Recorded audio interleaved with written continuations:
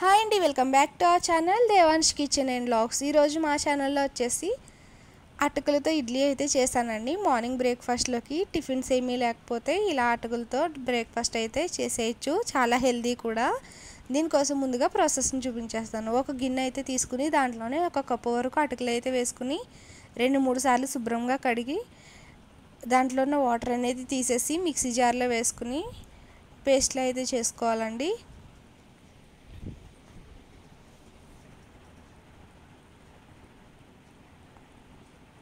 చూసారు కదా, ఇలా పేస్ట్లా అయితే చేసుకోవాలి.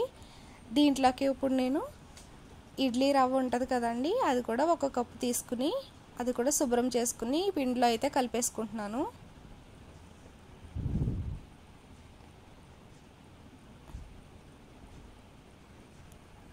దీంట్లో వాటర్ అయితే లేకుండా మొత్తం పిండుకుని ఇలా అయితే వేసేసుకుని మొత్తం కలుపుకోవాలండి.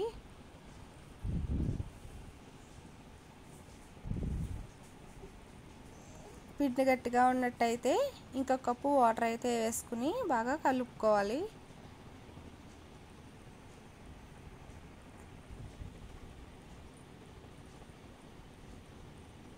ఈ విధంగా రెండు కలిసేటట్టు ఉండలు లేకుండా కలిపేసుకున్నాక ఒక 10 నిమిషాల పాటు మూత పెట్టుకోవాలండి. చూసారు కదా, దీంట్లోనే ఇప్పుడు 10 నిమిషాల తర్వాత టేస్ట్కి సరిపడా సాల్ట్, అలాగే అప్పటికప్పుడు తీసుకుంటున్నాం కాబట్టి కొంచెం వంట సోడా కూడా వేసుకుని కావాల్సినంత నీరు వేసుకుని ఇడ్లీ బ్యాటర్ లాగా అయితే రెడీ చేసుకోవాలి. మీకు కావాల్సి ఉంటే వాటర్ బదులు పుల్లని పెరుగు కూడా యాడ్ చేసుకోవచ్చండి.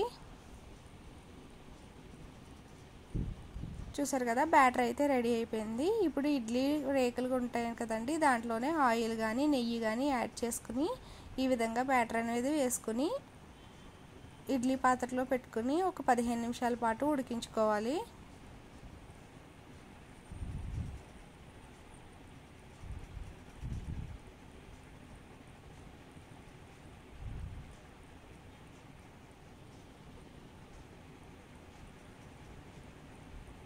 ఇప్పుడైతే మూత తీసి చూస్తున్నానండి.